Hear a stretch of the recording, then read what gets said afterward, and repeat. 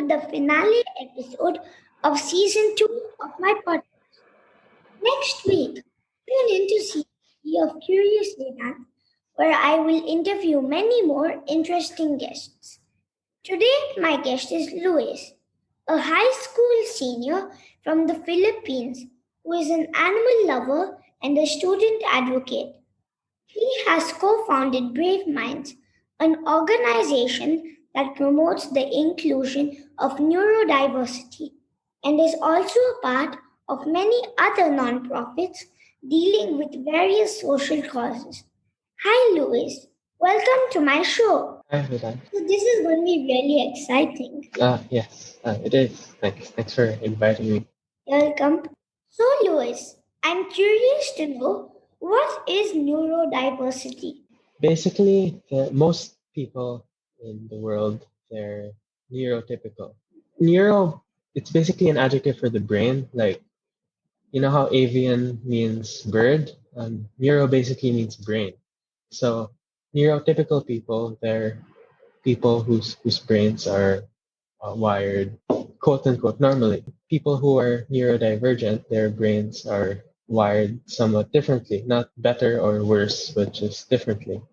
So, examples of people who are neurodiverse that can include people with autism or people with ADHD, um, people with clinical anxiety. That doesn't mean that their brains are wired better or worse. It just means they're wired differently. So people in the neurodiverse community, we think differently from everyone else. We act differently from everyone else. That's not bad. That's not good either. It's just how we are. But for some reason, a lot of the time, we're not accepted as by neurotypical people. Wow, that's not fair. People who are neurodiverse, they should be accepted too. It's not fair if they're not accepted. That's true. They deserve a place in society. They deserve to be as understood and as accepted as everyone else. I agree, everyone in the society should be treated equally. You were diagnosed with ADHD when you were very young. What is ADHD?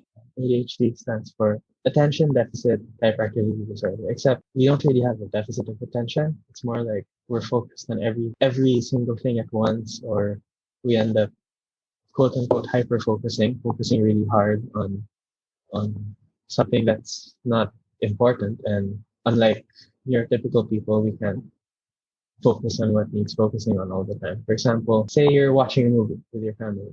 A lot of neurotypical people, they would like be focused on their family, on the movie. But a lot of people with ADHD, it's not that they have a deficit of attention, but they might end up hyper focusing on a random bug that's flying around, and it seems like they're not paying attention to anything, but really what they're doing is hyper focusing on something that isn't what needs focusing on at the moment.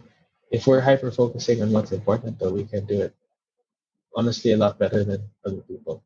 And then another aspect of ADHD, it's hyperactivity, being very, very energetic to the point of disrupting your behavior, disrupting other people. It's not like a normal person not trying hard enough to pay attention. We try harder than everyone else, but because of this difference in the chemicals in our brain, we have a harder time controlling our impulses, and we have a harder time acting the way others expect us to. So when people say that everyone has ADHD to a small extent, they're wrong.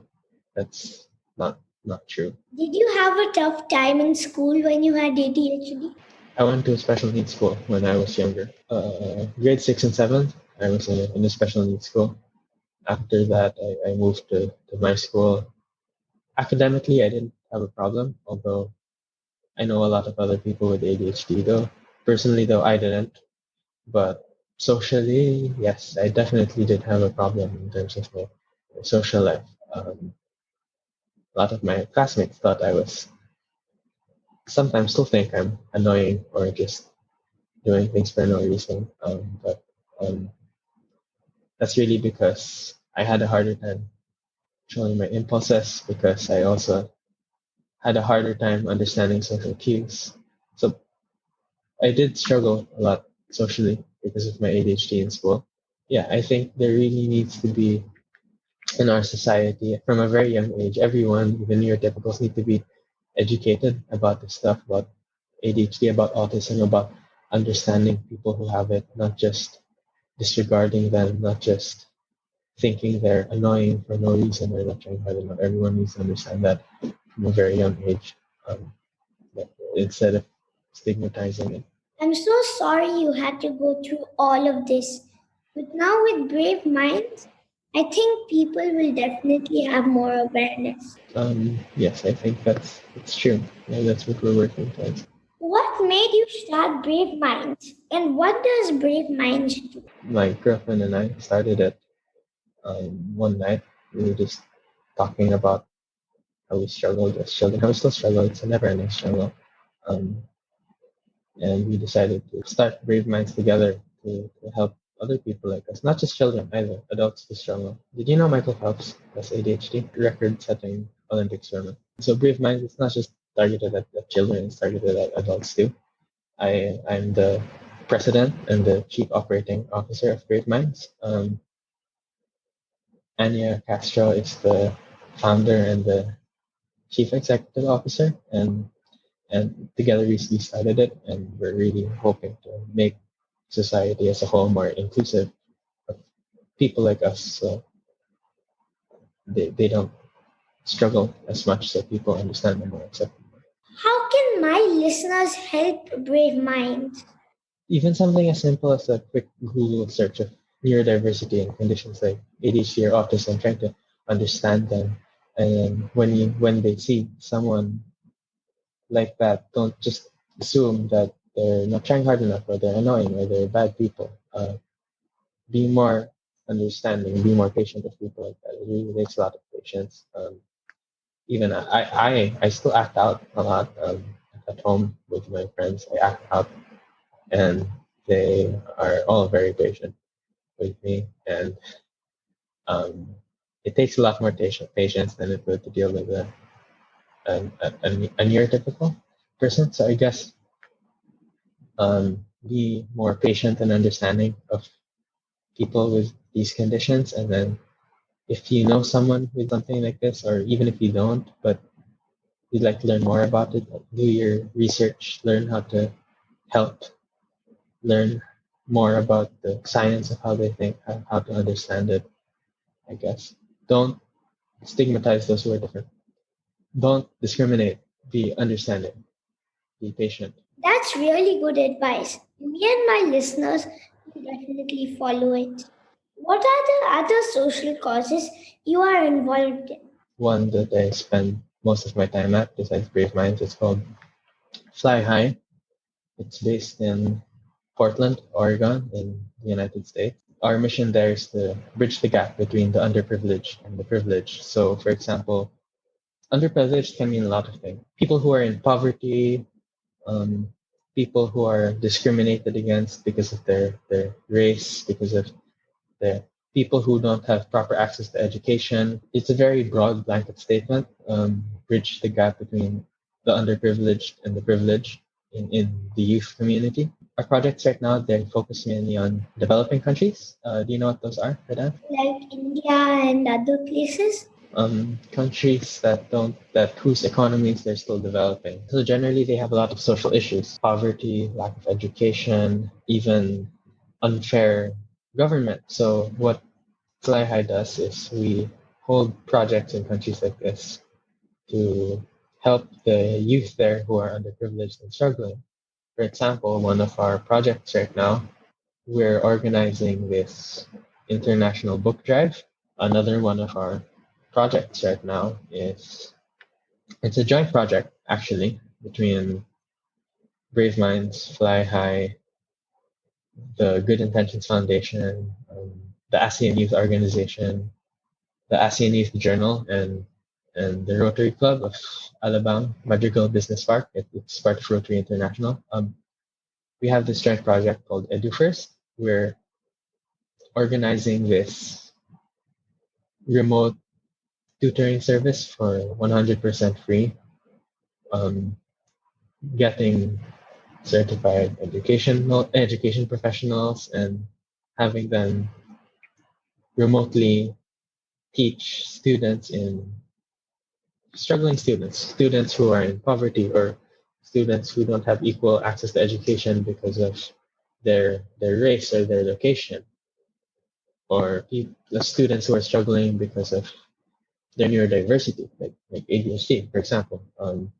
This tutoring service, it's these students can use it 100% for free. They don't have to pay at all, and the tutors will stay for as long as the students need them to.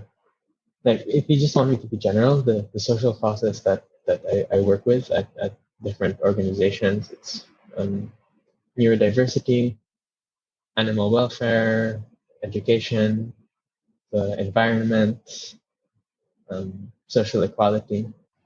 All of these are very good causes, and I'm really glad you're helping them. Thanks. And yeah, I'm sure you're going to do a lot of good stuff yourself when you grow up. You're meeting all these interesting people at such a young age. You're learning about a lot of stuff. I think definitely you're going to make a difference in the world. Thank you. What do you want to be when you grow up? I want to get into tech, research and development in technology. That's going to help a lot of people. Yeah, I'm not sure what specifically I want to do yet, though. But probably something in tech. What about you? No idea yet? Yes, I'm not sure yet. I have many Yeah. options in mind, but I'm not sure. I wish you the best for your future. Thanks for the time. You as well. I wish you the best. Thank you. Thank you so much for coming on my show. You're welcome. This is really exciting, as I said at the beginning. Yes, it was really nice to meet you to talk about this stuff. Hopefully, raise more awareness. Dear listeners, follow my Facebook page, Curious Vedanth, to get updates on my upcoming episodes, to listen at leisure on your phone, and get notified about future episodes. Subscribe by searching for Curious Vedanth wherever you get your podcasts, such as Apple Podcasts, Spotify, Stitcher, Google Podcasts, and many more. You can also listen to my show on curiousvedanth.com. Thank you for listening to Curious Vedanth, and don't forget to rate and leave comments.